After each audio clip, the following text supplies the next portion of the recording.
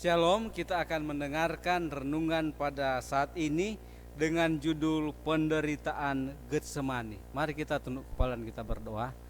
Bapa di sorga, urapi hambamu dengan kuasa Roh Kudusmu supaya boleh menyampaikan kabar Injil pada saat ini. Ampun dosa kami dalam nama Yesus Juru Selamat kami. Amin.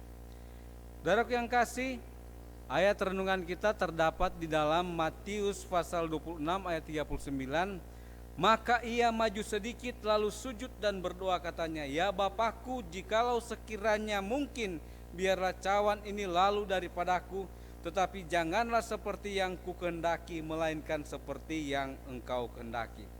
Saudara yang kasih, pada saat kita membaca cerita tentang Yesus Kristus, pada saat dia menderita di Taman Getsemani sebagai pengganti manusia, sifat manusiawi Allah, Anak Allah terhuyung-huyung di bawah kengerian yang mengerikan dari kesalahan dosa.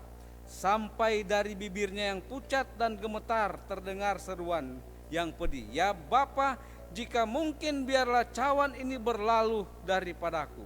Saudaraku yang kasih, sifat manusia kemudian dan di sana telah mati di bawah kengerian rasa dosa.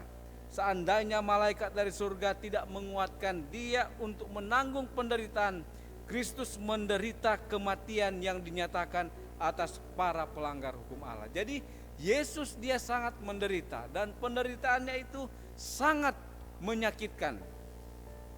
Saudaraku yang kasih, pada saat kita membaca akan sejarah pada saat manusia hidup dalam dosa dan Tuhan membinasakan manusia pada zaman air bah dan menyelamatkan Nuh dan keluarganya.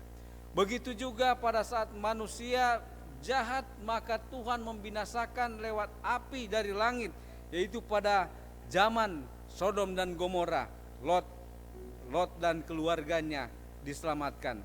Tetapi kita pada saat kita membaca bagaimana penderitaan daripada Yesus, maka itu penderitaannya melebihi penderitaan semua orang-orang yang pernah hidup di atas dunia ini.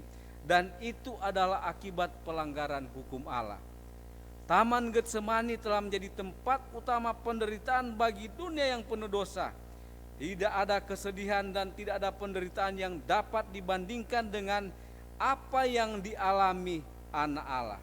Saudaraku yang kasih, manusia yang pernah hidup tidak ada yang menderita sama seperti yang pernah diderita oleh Yesus. Bahkan duka cita, tidak ada duka cita yang dapat dibandingkan dengan duka cita yang biasa, yang ditimpa oleh murka Allah dengan kekuatan yang luar biasa.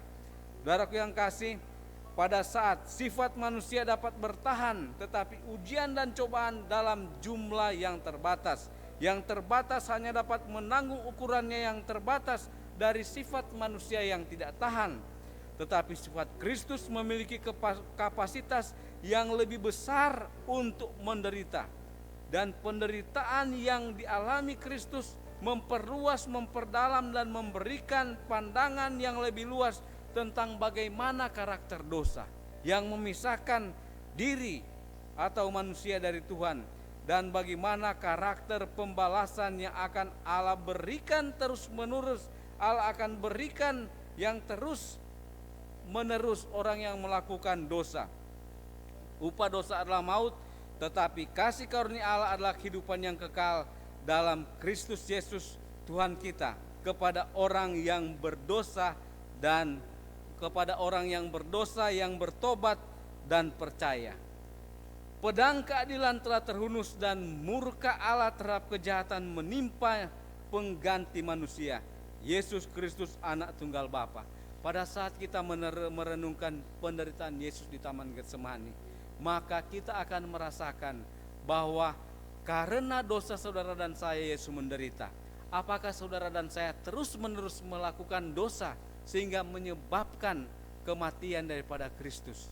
Saudara, kita akan mengambil keputusan untuk tetap setia kepada Tuhan, tidak menyakiti Yesus dalam perkataan dan dengan perbuatan, dan juga dalam pikiran kita yang terus menerus di dalam dosa. Dan demikian kita akan menyenangkan Tuhan di dalam pikiran, perkataan, dan perbuatan. Dan demikian Tuhan akan disenangkan. Senangkan Tuhan dalam kehidupan kita setiap hari. Dengan demikian maka Tuhan akan selalu menyertai kita. Kiranya Tuhan beserta kita dari sekarang sampai pada hari Maranatha dalam nama Yesus. Amin.